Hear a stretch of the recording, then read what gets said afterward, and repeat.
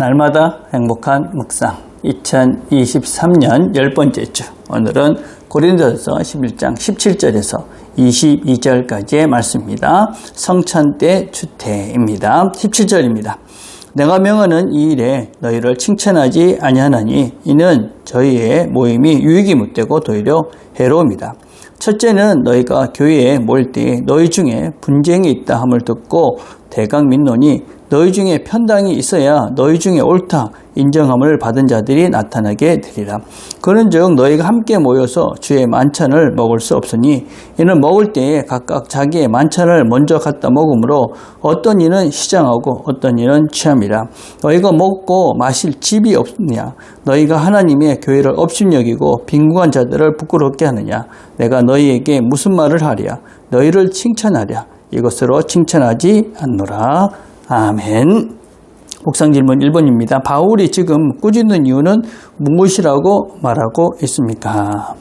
너희들이 지금 모임을 하고 있는데 그 모임이 해롭다 이렇게 말하고 있습니다.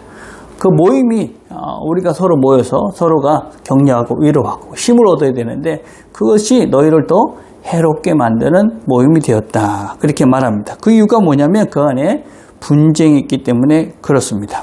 근데 그 분쟁으로 끝나는 것이 아니라 분쟁이 편당이 된다, 파당이 되었다 그것입니다. 이 분쟁이라는 것은 이렇게 나눠진다는 것을 말하는 것이고 이 파당이 되는 것은 무리가 만들어져 가지고 그 다음에 서로가 적이라고 상대방을 비난하고 정죄하는 그래서 상대방을 적대시하는 그런 상태가 된 것을 파당이라고 그럽니다. 여러분 교회가 모여서 서로가 이렇게 하나가 되려고 그렇게 애를 써야 되는데 서로를 적대시하는 그런 모임이 됐으니 얼마나 해롭게 됐습니까? 그러니까 바울이 그것을 꼬집는 것입니다. 그런데 이 파당을 지었다라는 말의 원어는 무엇이냐면 헤레이세스라는 말입니다. 이거는 헤라시, 그러니까 이단을 말하는 그런 의미입니다. 그러니까 이게 이제 서로가 분쟁으로 끝나는 것이 아니라 서로가 이단이다. 그러면서 서로를 적대시하면서 서로가 틀렸다.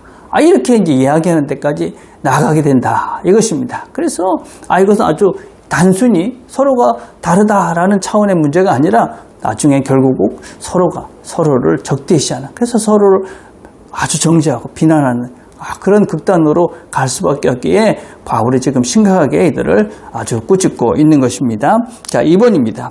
지금 고린도 교회에 있는 문제가 무엇입니까?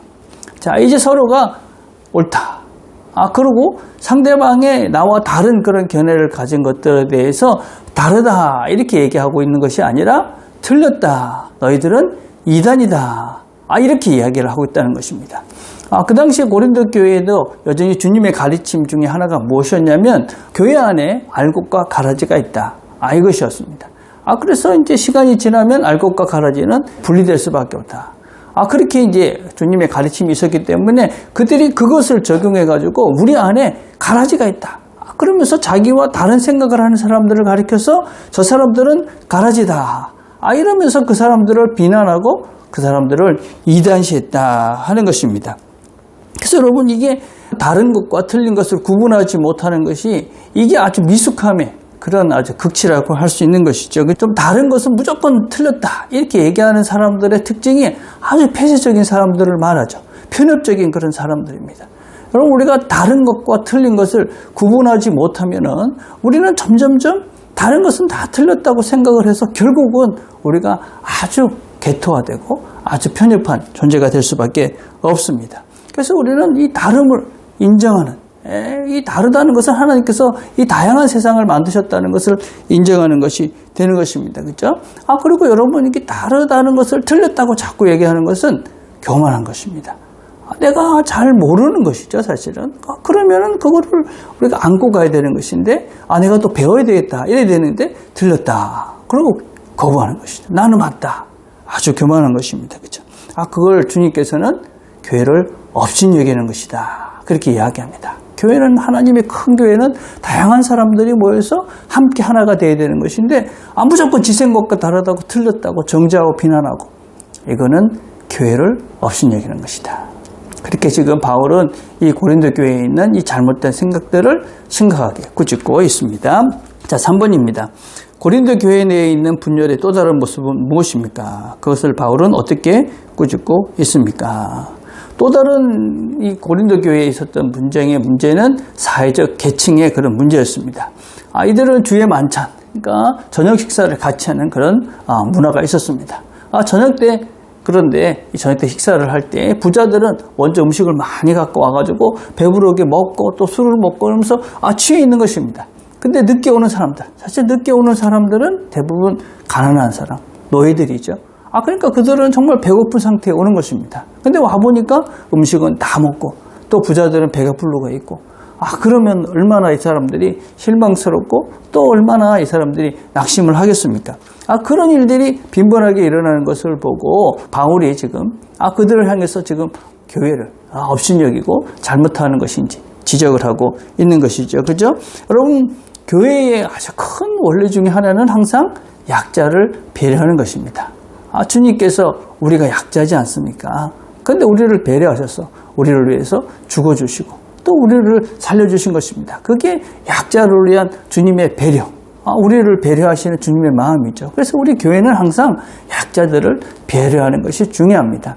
물론 내가 당연히 난 약자야, 그러니까 늘 배려를 받아야 돼, 그런 태도도 사실은 심각한 문제가 있습니다. 우리는 주님의 그런 배려를 받았지만 내가 어찌든지 애쓰고 힘써서 내가 주님께서 원하시는 사람으로 새로워져야 되는데 그냥 나는 당연히 그래, 주님의 도움을 받으면서 그냥 약자로 살 거야, 그런 태도는 잘못된 것이죠. 그렇죠? 그래서 우리가 이 배려가 권례가 되는 어리석음이 되면 안 되죠. 배려는 항상 은혜가 되어야 되는 것이죠. 그래서 이런 관계들을 잘 못하고 있는, 특별히 약자를, 가난한 자들을 그렇게 함부로 대하고 있는 고린도 교회에 대해서 바울이 지금 질책을 강하게 하고 있습니다.